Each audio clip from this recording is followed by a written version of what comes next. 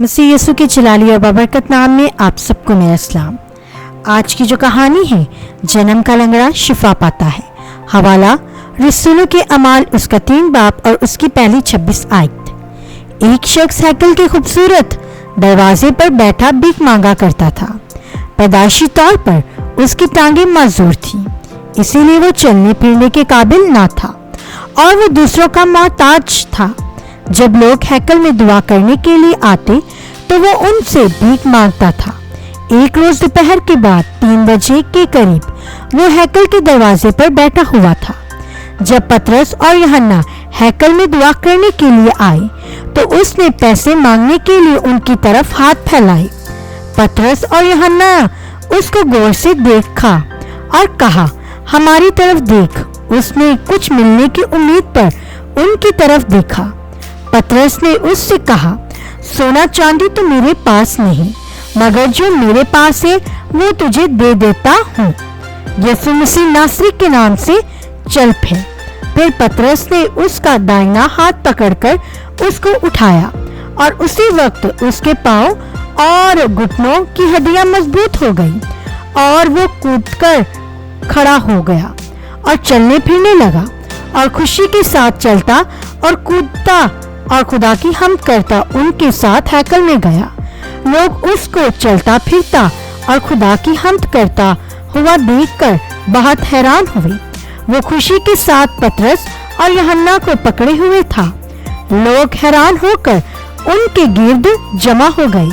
पतरस ने उनसे कहा, तुम क्यों हमें हैरानी से देख रहे हो और इस मौजज़े पर हैरान होते हो कि गोया हमने अपनी कुदरत और ताकत से इसको ठीक किया है। खुदावंद यीशु के नाम से इसको शिफा मिली है, जिसको तुमने सलीब पर चढ़ा दिया था, मगर खुदा ने उसे मुर्दों में से जिंदा किया और हम उसके गवाह हैं। बस तौबा करो और उसकी तरफ फिरो ताकि तुम्हारे गुनाह मिटाए जाए। जब वो लोगों से कलाम कर रहा था तो काहिन और हैकल का सरदार और दूसरे मजहबी रहनुमा उनके पास आए और सख्त गुस्से से भर गए, क्योंकि वो यीशु की मुनादी करते थे।